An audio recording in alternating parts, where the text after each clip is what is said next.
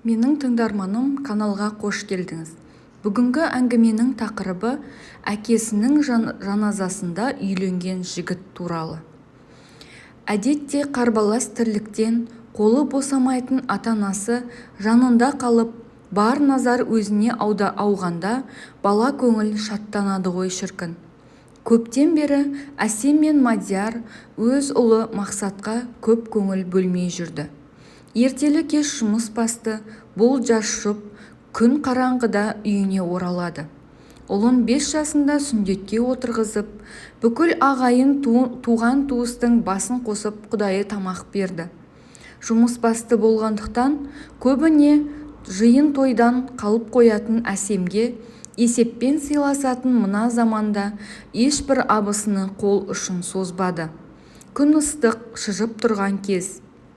Ертеңіне тал түске ыстыққа қалмайын деп, бүкіл ыдыс-аяқты далада асыға жуып жатты. Мақсат анасының аяғының астына оралып болар емес.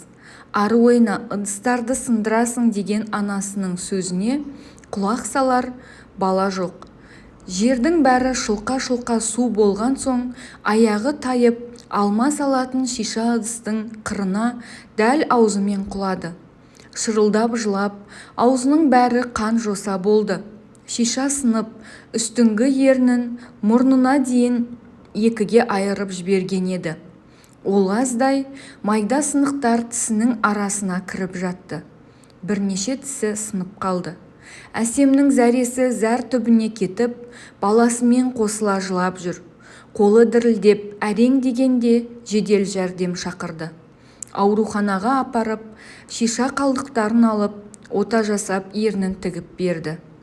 Баласының құлағанының жақсылығы сол, отбасында жылулық, бала жүзінде риясыз қуаныш пайда болды. Әйтпесе, соңғы кезде балаға уақытылы көңіл бөлмеудің өзі жас жұптың осал тұсы болып көрінетін. Алайда еріндегі тігістің жазылуы қиынға соқты. Қайта-қайта қанап, су тиіп іріңдей бастады.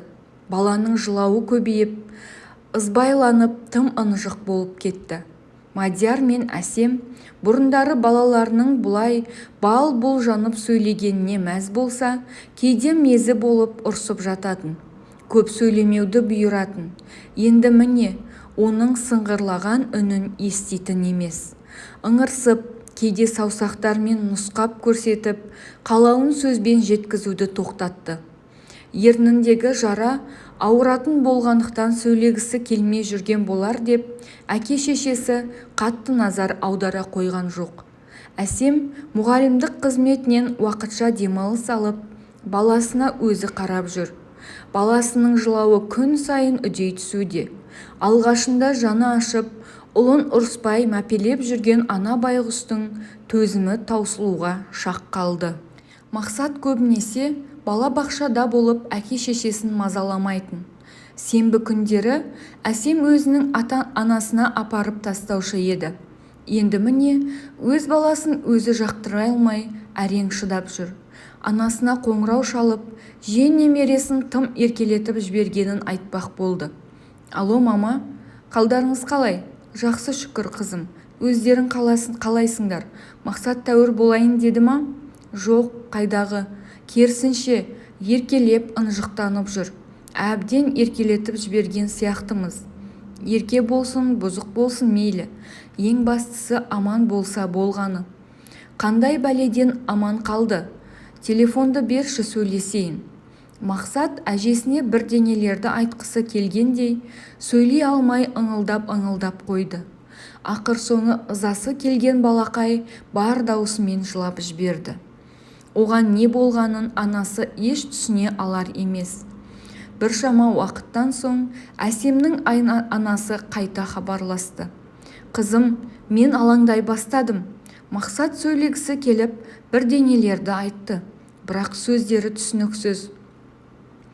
Ол бұлай еркелеген емес, өзімен өзі ойнап жүретін бала еді.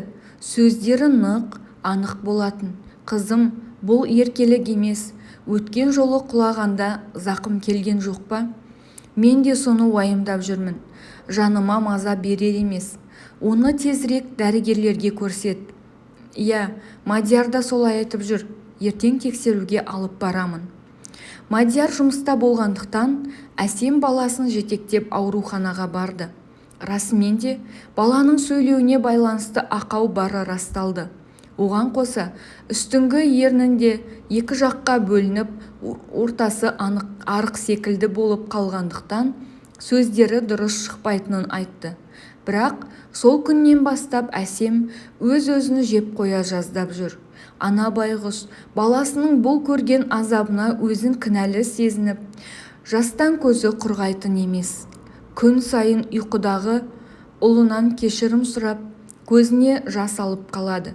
Қайтсем де емдетем деп, бармаған жері баспаған тауы қалмады. Емші, дәрігер бәріне апарды. Бәрінің айтатыны бір, баланың ерніне қайта ота жасау керек. Алайда Әсем өз еліміздің дәрігерлеріне сенімсіздік танытып, бұл қадамға баруға қорқып жүрді. Мадияр екеуі ойлана келе, Ташкент қаласына барып, Мақсатқа ота жасатпақ болды. Мадияр әйелі мен жарын, баласын жалғыз жібергісі келмей, өзі де бірге бармақ болған. Жаным, сенде жұмыс қой, жұмыстан қалсаң қалай күн көреміз? Баланың еміне ақшаны қайдан табамыз? Сен еш алаңдамай жұмысыңды жасай бер. Мен өзім барып келемін. Жат елге қалай жалғыз жіберем? Сен уайымдама, бәрі жақсы болады. Алысқа кетпеймін ғой. Шымкент пен Ташкенттің арасы бірер сағаттық жер емес пе? Жарайды. Әсем кезек көбеймей жатып ерте бару үшін шекараға дейін таксимен бір күн бұрын сөйлесіп қойды. Түнгі сағат 4-тер шамасында жолға шықпақ болды. Сондағы ойы таңертең ерте барып, дәрігерге ұлын ертерек көрсету болатын. Шымкент Жетісай үлкен жолда көліктері апатқа ұшырады. Түн қараңғыдағы ұйқыдағы ұлын көтеріп жолға шығып кеткен болатын. Үлкен жүк көлігі келіп, дәл Әсем отырған жақтан жеңіл көлікті соқты. Өкініштісі, Әсем апат орнында алған жарақатынан көз жұмды. Кіп-кішкентай баласын өз денесімен қорғап қалған байғұс әйел ерлікпен жан тапсырды десек те болады. Осылай боларын білгендей Мадиярға сен бармай-ақ қой деп шырылдап жүргенін қарасаңшы.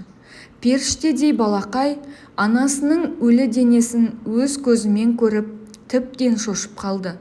Әсемнің денесін Шымкентке моргке алып кетті. Ал Мақсат болса шырылдап, жылаған күйі полиция бөлімшесіне жеткізілді. Әкесі келгенге дейін қара терге түсіп тоқтаусыз жылай берді.